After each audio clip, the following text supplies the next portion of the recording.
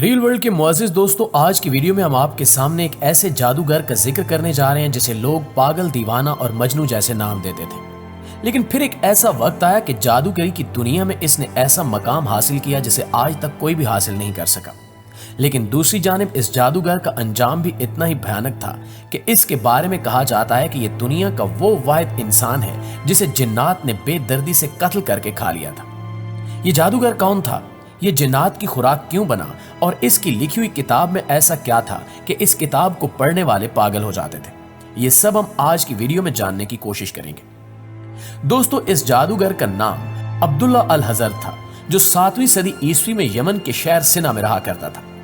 یہ شخص انتہائی پراسرار تھا اور ہمیشہ عجیب و غریب حرکتیں کرتا رہتا تھا، اس لیے وہاں کے لوگ اسے پاگل اور دیوانہ کہتے تھے۔ کبھی تو یہ شخص شدید گرمی کے موسم میں اتنے گرم کپڑے پہن کر باہر آ جاتا کہ لوگ اس پر ہنستے اور یہ پسینے میں شرابور ہو جاتا۔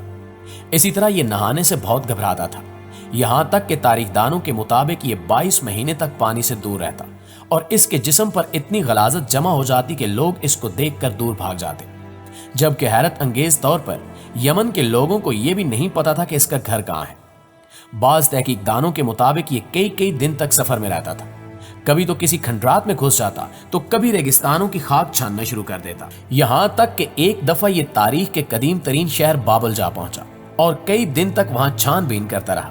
لیکن شاید اس شخص کو جس چیز کی تلاش تھی وہ اسے بابل میں بھی نہیں مل سکی۔ لہٰذا مایوسی کے عالم میں عبداللہ عرب کے اس صحرا میں پہنچ گیا جہاں نہ تو کوئی انسان تھا اور نہ ہی جانور، لیکن پھر یہ شخص شدید گرم موسم میں کئی دن تک رہتا رہا اور پھر سفر کرتا کرتا اس عذاب شدہ شہر میں جا پہنچا جسے شہر ارم کہا جاتا ہے، اور اس کا ذکر قرآن پاک میں بھی آیا ہے۔ کہتے ہیں کہ ہود علیہ السلام نے طویل عرصے تک شہر ارم کے لوگوں تک اللہ پاک کی تعلیمات پہنچائی، مگر جب قوم عاد حضرت ہود علیہ السلام کی بارہا تبلیغ اور تنبیہ کے باوجود اپنی سرکشی سے باز نہ آئی تو اللہ تعالیٰ نے ان پر ہوا کا سخت عذاب نازل فرمایا۔ پہلے بادل کی صورت میں عذاب ان کی بستیوں کی طرف بڑھا تو انہوں نے یہ کہا کہ یہ بادل ہمارے کھیتوں میں برسے گا، لیکن اس کے بعد تیز ہوا چلنے لگی اور پھر اس قدر شدید آندھی آئی کہ اس نے ہر چیز کو ریزہ ریزہ کر دیا۔ یہ آندھی ان پر مسلسل 7 دن اور 8 راتوں تک چلتی رہی اور ان کی ہر چیز تباہ و برباد کر دی گئی۔ وہ اس طرح مرے ہوئے پڑے تھے کہ جیسے کھجور کے کھوکھلے تنے ہوں، اور یوں اس قوم کو ان کی بے پناہ طاقت اور بلند و بالا مضبوط ترین عمارتوں کے زوم کے ساتھ اللہ تعالیٰ نے انہیں آنے والے زمانوں کے لیے عبرت کا نشان بنا دیا۔ جب عبداللہ یہاں پہنچا تو اسے اس شہر کے کھنڈرات سے اس وقت کے بت ملے، جس کے بعد عبداللہ نے ان بتوں کی پوجا شروع کر دی، اور پھر اسے وہاں سے صدیوں پرانی عجیب و غریب تحریریں بھی ملی جنہیں وہ اپنے ساتھ واپس لے آیا۔ اس کے بعد یہ شخص وجدان میں رہنے لگا جسے کوئی ہوش نہیں ہوتا تھا، اور اسی نیم بے ہوشی کی حالت میں وہ کچھ نہ کچھ لکھتا رہتا، جسے بعد میں اس نے کتاب العصیف یا کتاب الموت کا نام دیا۔ بعض لوگوں کے مطابق یہ کتاب اس نے خود نہیں لکھی تھی، بلکہ شہر ارم سے ملنے والے بتوں نے اس کے خیالوں پر قابض ہو کر یہ کتاب لکھوائی تھی۔ کہا جاتا ہے کہ کتاب لکھنے کے بعد یہ ایک بہت بڑا جادوگر بن گیا اور لوگوں کی زندگیاں تباہ کرنے لگا، لیکن پھر اس کا جو انجام ہوا وہ انتہائی خوفناک تھا۔ تاریخ بتاتی ہے کہ اپنے آخری لمحات میں یہ شخص دمشق میں رہائش پذیر تھا، جہاں یہ اپنے کالے علم میں مصروف تھا،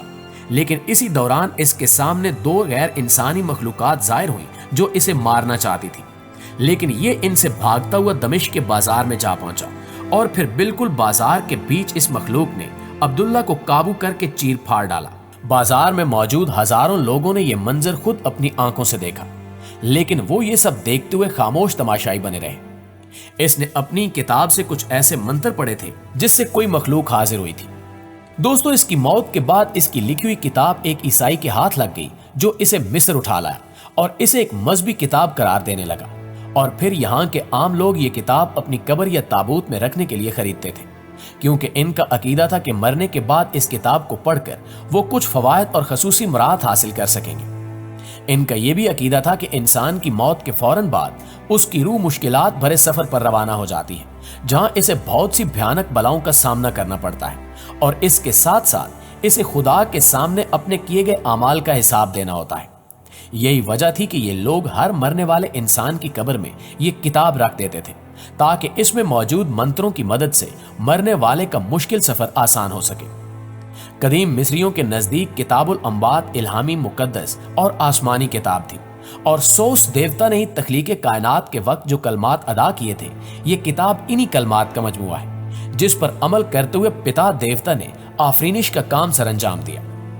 چونکہ مصریوں کے خیال میں کتاب الاموات کا خالق سوس دیوتا تھا، اس لیے وہ اپنی تاریخ میں اسے انتہائی مقدس خیال کرتے رہے اور حد درجہ احترام بجا لاتے رہے۔ کہا جاتا ہے کہ اس کتاب کے ابواب میں مسلسل اضافہ کیا جاتا رہا اور اب تک کی تحقیق کے مطابق اس کے ابواب کی تعداد 190 تک پہنچ چکی ہے، جن کی تعداد پہلے بہت کم تھی۔